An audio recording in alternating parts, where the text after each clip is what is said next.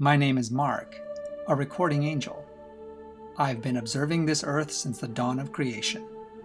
The Most High has asked me to share my recordings with you. The following are my records of humans during the fascinating times when the desire of ages, Jesus the Messiah, came to this earth.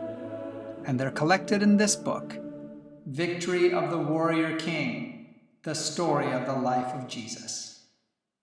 If today's recording contains situations which might be uncomfortable for younger listeners, I will mark the video with the words parental guidance recommended. Elihu ben Malchus, Jerusalem. Elihu could sense the tension in the air. Exciting things were happening. His father had been running back and forth all over town with messages. Whatever was going on, he wanted to be in on it. That evening his family had the Passover supper as they did every year. But as soon as they finished, his father jumped up and threw on his cloak. "Father, where are you going?" he asked. "I have business to attend to." "Let me come." Malchus looked at his son for several moments, thinking it over. "Yes," he said. "There are some important things happening tonight, and you should come. There are things you'll hear a lot about, perhaps, and you need to know what is happening." His mother said, "But Malchus—" "Hush! He's not a little boy anymore. Come on, son." "Where are we going?" "Well, first of all, we're going to the high priest's house to meet with some others, and then we're going to capture Yeshua of Nazareth." The boy's eyes widened. "You are?" "He's made many enemies of important people that he shouldn't have crossed," his father continued. "It's much too dangerous to arrest him in the temple, where he talks to the people all of the time. But he has a habit of going to the cave with the olive press over on the hillside there, Gethsemane.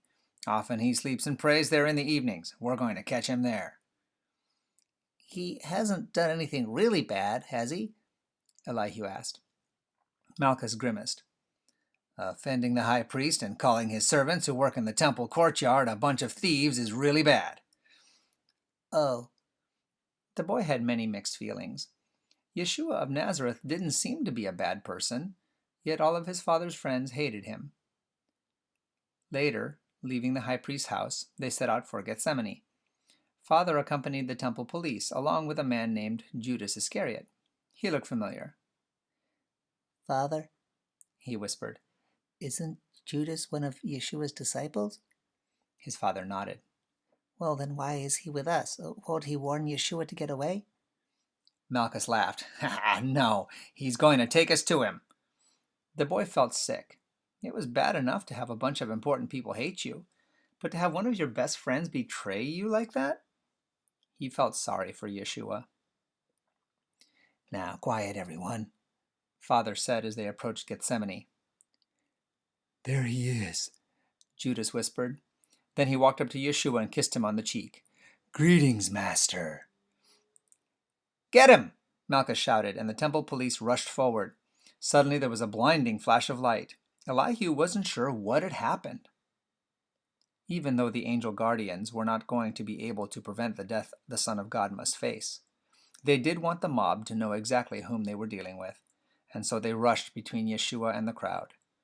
Elihu and everyone around him instantly fell to the ground. After a moment of silence, they began stumbling back to their feet while they tried to recover their dignity. "Whom are you looking for?" Yeshua asked calmly. "We're looking for Yeshua of Nazareth," Father said.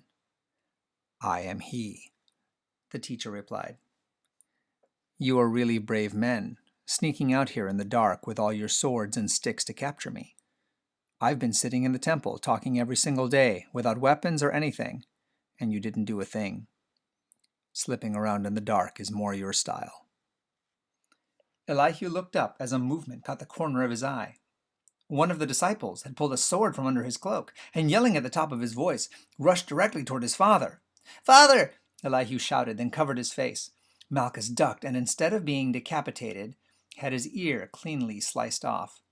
Blood spurted from the side of his head. The boy flung his arms around his father as the blood poured down and soaked his cloak, too. "Father, are you all right?" he asked. Calmly, Yeshua of Nazareth leaned over and picked up the ear lying in the dirt. Then, reaching up to Malchus's face, he reattached the ear. The bleeding stopped. Suddenly, everyone held up their torches so they could get a better look. The ear stayed, and it looked healthy. Elihu clung to his father as Malchus stood speechless with his arms about his son, staring at Yeshua of Nazareth. The teacher turned to Peter, who, breathing heavily, still gripped his dripping sword. "Put your sword away, Peter. This is what my father has planned. I need to do it." The disciple turned and disappeared into the night. The crowd surged forward and led Yeshua away. Elihu and Malchus still clung to each other. They would never be the same again. Antonia, Jerusalem. "Petronius, where are we going to be staying in Jerusalem?" Antonia asked. "At the Antonia fortress," the old servant replied. "It's not every centurion's daughter that has a fortress named after her." The girl laughed with delight. "Very funny, Petronius. They named it that long before I was born." "See, they were expecting you." "Seriously," the girl continued, "where are we going to stay? I know Father will bunk in the fortress with his men because they all have to be in Jerusalem during Passover." "Yes, whenever all the pilgrims gather in Jerusalem, all the Romans need to be there too, so that we can preserve a little order and dignity and prevent any uprisings. These Hebrew holidays make Pilate extremely nervous." "And that's understandable, considering all of the uprisings they've had," Antonia observed. Petronius sighed. "I certainly hope nothing like that happens while we're here."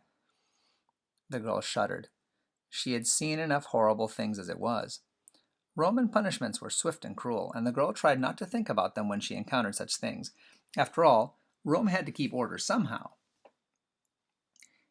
"You will be staying in the Antonia fortress," said Petronius, "but not in the barracks, like your father and me.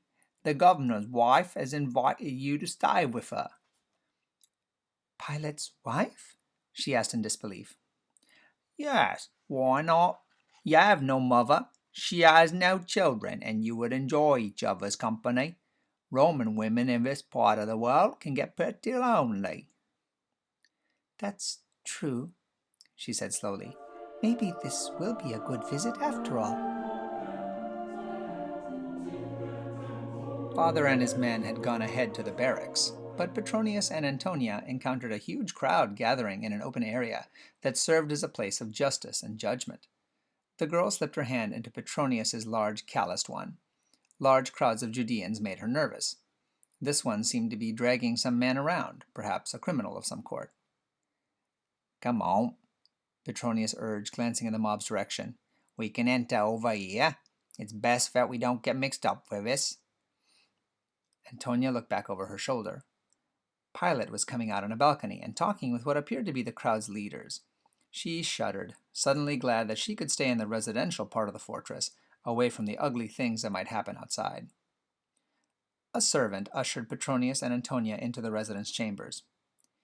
"The governor's wife will be with you in just a moment," he said. Claudia, Pilate's wife, a regal-looking woman dressed in the finest imported Eastern silks, and with her hair and makeup perfectly done, soon entered the reception chamber. But the woman seemed extremely upset about something as she nervously adjusted her garments. "Welcome, child," she said. "I am delighted that you are here to spend the week with us. Petronius, you may leave us. We'll be fine." "Is there anything else I can help you with before I leave?" She looked at him for a moment as if trying to decide whether to tell him something or not. Then, taking a breath, she said, "I hear the crowd out there has returned. Do they have that man with them?" Petronius studied her for a moment. "They did have what appeared to be some kind of prisoner." "Oh," the woman winced. "My husband was hoping that by sending him to Herod he would get out of having to deal with this. This is terrible." "Who is he, may I ask?" Petronius said. "His name is Yeshua of Nazareth." "Yeshua," Antonia gasped. "I know him." "You do?" Claudia asked incredulously. "Tell me, where have you met him, and what do you know about him?" The girl told her of Petronius's illness and how Yeshua had just spoken the word and healed the servant. She also related how her Hebrew friend Deborah had become so ill that her father Jairus had gone to Yeshua to ask for help, and that Deborah had died before Jairus was able to make it back with the teacher. "Oh, that's so sad," Claudia commented. "Actually, it wasn't," Antonia said excitedly. "Yeshua came back and dismissed the mourners and told them she was just sleeping. They all laughed at him. With just Jairus and his wife and his disciples, he went into the house and left the mourners outside. Taking Deborah by the hand, he raised her up and she opened her eyes. Then they fed her lunch and she was just fine." Claudia seemed more agitated than ever. "Oh, you see, I knew it. "You knew what?" Antonia asked. "The Judeans are having their own Messiah executed." The girl caught her breath. "Father said I wasn't ever supposed to call him that where anyone could hear it." Claudia looked at her and nodded. "And so you shouldn't. It is dangerous here in Jerusalem, but you and I and Petronius know who this man is." Suddenly Antonia realized with a terrible pain in her chest why Pilate's wife was so upset. "Was that the person they were pushing around in the courtyard? Was that Yeshua?" she stammered. Her host reluctantly nodded. "Oh," she said in a choked little voice, "I didn't even recognize him. They have done terrible things to him." "I'm sure they have," Claudia commented. "He had blood all over him," Antonia continued. "It looked as if someone had made a crown of great big briars and pushed it down on his head. He had bruises all over him, and he was bleeding everywhere." Yes, Claudia interrupted. "We have to do something about this." "But what?" Antonia said. "I don't even know where to find my father." "I'm not sure your father can do anything about this, but my husband can. The Judeans cannot execute anyone without Roman permission. I must get a message to him right away before they do any more injustice to this good man. It may be that the Judeans reject their Messiah, but those of us who know who he is must do everything we can to save his life." She summoned a servant. "I must send a message to Pilate right away. I've had the most terrible nightmares all night about this man." "Terrible nightmares?" Antonia looked puzzled. "He's such a good man. What could have given you nightmares?" "Oh, I'm sure he's a good man. I dreamed that I awakened and was brought out of the ground as if I had been dead and buried. Everything around me was different. I did not recognize where I was. I saw many buildings that did not look like any that I know. Earthquake after earthquake was ripping the ground apart. Fires raged everywhere, and water flooded some of the streets. Everyone was rushing about, screaming in fear. The light was so bright it hurt my eyes. Yeshua of Nazareth was sitting on something in the clouds above the city, with thousands and thousands of shining warriors about him in the sky. Some people were rising up to meet him in the air, but most were screaming in terror. This man has great powers that we know nothing of, and I believe him to be a god, more powerful than any of our Roman ones. Pilate must not kill him." Antonia nodded. Everything the woman said made sense to her, for surely someone who could raise a dead girl back to life again was more powerful than any of the gods revered in Rome. Claudia dictated a hurried message to her servant. "Please, take this to my husband immediately." "But he's in judgment right now," the servant protested. "Yes, that's why it's so important for him to get this immediately. Do not let it wait until he is finished." "As you wish." The servant bowed and departed. They waited anxiously, but received no return message. "Petronius," Claudia announced, "there is something you could do for us. Would you please find out what is happening and let us know? With a mob this size, it is dangerous for us to leave the residential quarters, but I must know what is going on." When Petronius at last returned, he looked exhausted. "It's not going well," he said. "Your husband tried to release him. The crowd almost started a riot. The Judean leaders have threatened him with blackmail. If he does not crucify this man, even though he has ruled that he found no fault in him, they will accuse him of maiesta minuta, neglect of state duty. To Caesar! Claudia groaned and slumped into a chair. Caesar is so paranoid right now of anyone plotting against him. He would likely believe it, she said slowly. Word has come that my husband's patron, Sejanus, has been executed for treason. That hangs as a cloud over us, and what the crowd is doing is a grave threat. Petronius nodded. Yes, it puts Pilate in direct danger. Then he offered, as is his custom this time of year, to release a political prisoner.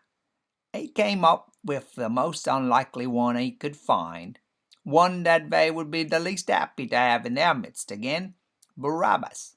He gave them a choice, letting this murderer loose among them again, or releasing Yeshua of Nazareth, who has never hurt anyone. And they howled for Barabbas. Claudia put her hands over her face. Antonia felt tears stinging her own eyelids. How could this be happening? The crowd's shouts were so loud they could hear them even within the thick stone walls of the fortress. By now they had worked up to a loud rhythm. Crucify him! Crucify him! Antonia's head seemed to throb with the shouts. And did my husband stand up to them? Claudia asked quietly. Petronius lowered his gaze. Your husband called for a basin of water and washed his hands and declared the blood of this man to be on the Judean leaders. Oh no, Antonia cried. So what is to happen to Yeshua? He is to be scourged and then crucified out on Golgotha, Petronius replied tonelessly. Antonia sank to her knees, unable to stand any more. What can we do? She whispered. Nothing, nothing, Claudia answered, her words barely audible. Nothing. Petronius called for water and had servants bathe the faces of the other two. This is not a time for mourning yet, though that time is coming. We need to be strong. For what? Claudia demanded. What can we do now? Well, Petronius said after a pause, I can do nothing to prevent his death, but I can stand by him. I plan to go to Golgotha and stand in silence. I owe him at least that much. I'll go with you, Antonia added, rising to her feet and putting her hand into Petronius's. Yes, Claudia said, we will stand with him. Come, we must change our clothes. We will go heavily veiled so that no one will know who we are. Antonia smiled. That will be fine, because I am sure he will know. And they hurried to the dressing room. Rachel, Jerusalem. In a huge sigh of frustration, Rachel let out her breath. She and her family had brought Mary, mother of Yeshua, with them to Jerusalem for the Passover. Mary had heard through the city gossip that her son was going to be there, and she was hoping to see him. Instead, they discovered that Mary's son was once again in trouble with the authorities. Rachel shook her head. Yeshua has never learned how to deal respectfully with the priests, has he? Mary just looked at her. I'm sorry, Mary. I know your son means well. It's just that he never does things the easy way, does he? Still Mary said nothing. They say that he's been taken back to Pilate's fortress for judgment, Rachel continued with another sigh. Maybe if we walk toward there, we'll be able to find out what is happening. I'm sure Pilate isn't going to care about the wounded pride of a few priests. This will probably all be over by the time we get there, and perhaps he'll come back and spend the Passover with us. Perhaps, Mary said finally. Let's go. Crowds packed the streets. Passover was one of the annual occasions when everyone who possibly could came to Jerusalem to celebrate. Rachel grasped Mary's hand so that they would not get separated as they pushed through the narrow streets. Up ahead, conditions seemed worse. They heard a lot of shouting and many women wailing. Rachel turned to a young woman heading the opposite direction. What's going on up there? The woman turned to her with red-rimmed eyes. They're killing Yeshua of Nazareth. He's to be executed at Golgotha. Mary's eyes widened in horror. Are you sure you want to go? Rachel asked Yeshua's mother. I can take you back to the room we rented. Mary turned to her. Of course I want to go. He's my son. Of course, that was a stupid question. Then Rachel put her arm around her friend. He's done miracles before. Remember, he made wine out of water and raised people from the dead. The other times they've tried to kill him, nothing has happened. Once in Nazareth, you said they wanted to push him off the cliff, and he just disappeared right into the crowd. I'm sure he will not let any harm come to himself. Come on, Mary urged. Let's hurry. The two women forced their way through the noisy, angry crowd until they were near the front of the place of execution. Mary caught her breath when she first glimpsed her son. Rachel suppressed a cry. They hardly recognized Yeshua. Dried blood matted his hair, and some type of crown of briars stabbed into his flesh. His face was puffy and discolored with bruises. The soldiers were pulling his clothes off, getting ready to bind him to the cross. The skin on his back looked shredded. They've scourged him, Rachel said in horror. Then she squeezed Mary's hand and whispered, Miracles, it's going to be all right. Both women watched expectantly. The soldiers had tied the other two men to be executed to their crosses. Now they threw Mary's son down on the cross, but instead of binding him with ropes, they brought large metal spikes. Rachel bit her lip. Crucifixions were usually done with rope. The Romans used spikes and nailed criminals to crosses only when they wanted to make a special example of them and increase their suffering. As if hanging in the Judean sun, unable to breathe without pulling yourself up, was not agony enough. When the soldiers placed the spikes and pounded them through his bleeding flesh, Rachel grabbed Mary just as she sank to the ground in a faint. Antonia Fortress, Jerusalem.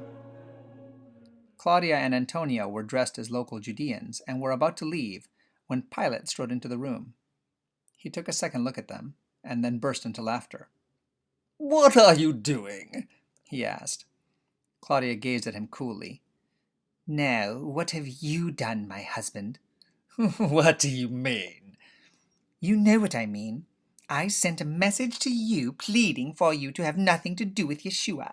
You even admitted he was faultless. How could you do this? Pilate shrugged, though he also seemed defensive at being confronted by his wife. What did you want me to do?